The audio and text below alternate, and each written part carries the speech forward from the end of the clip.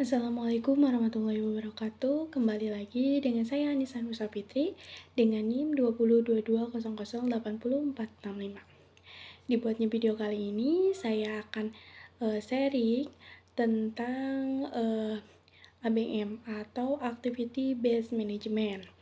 Nah, video kali ini dibuat untuk memenuhi tugas yang diberikan oleh dosen pengampu mata kuliah Akuntansi Manajemen, yaitu Profesor Gustian Juanda. Langsung saja pada hasil mini riset saya mengenai ABM. Nah, ABM atau singkatan dari manajemen berbasis Activity Based Management merupakan suatu sistem yang digunakan untuk menentukan portabilitas setiap aspek bisnis, sehingga kekuatannya dapat ditingkatkan dan kelemahannya dapat diperbaiki ataupun dihilangkan sekalipun. Nah, selain untuk meningkatkan banyak informasi yang dikumpulkan dalam manajemen berbasis aktivitas ini, yang berasal dari informasi yang dikumpulkan dari alat manajemen lain. Contohnya dari penetapan biaya berbasis activity atau ABCD. Pada manajemen berbasis aktivitas, berfokus pada proses bisnis dan aktivitas manajerial yang mendorong pada tujuan bisnis organisasi.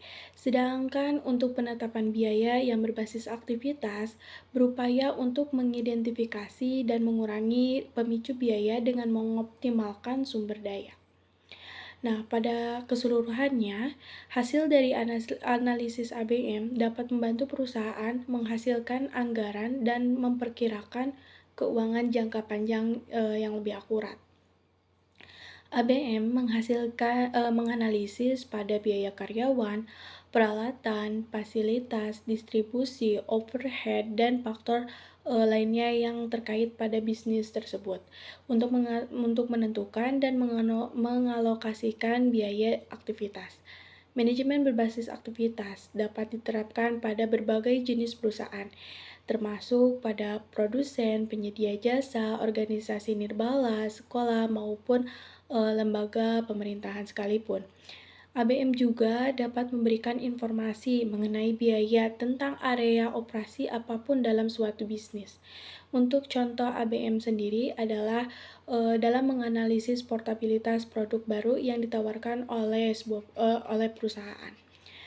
Nah, dengan dilihat dari biaya pemasaran dan produksi, penjualan, klaim garansi, dan biaya ataupun waktu perbaikan, apapun yang diperlukan untuk produk yang dikembalikan ataupun ditukar.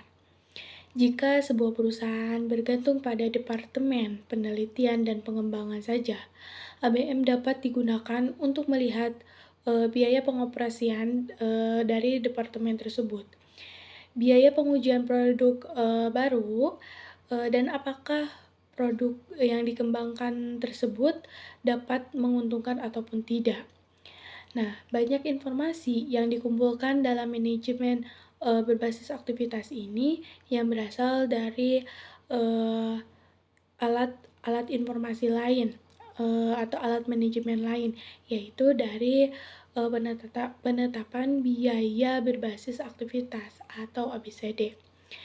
Pada dasarnya, manajemen berbasis aktivitas berfokus pada proses bisnis dan aktivitas manajerial yang mendorong tujuan bisnis organisasi. Sedangkan untuk penetapan biayanya berbasis aktivitas itu berupaya untuk mengidentifikasikan dan mengurangi pemicu biaya dengan mengoptimalkan dari sumber daya.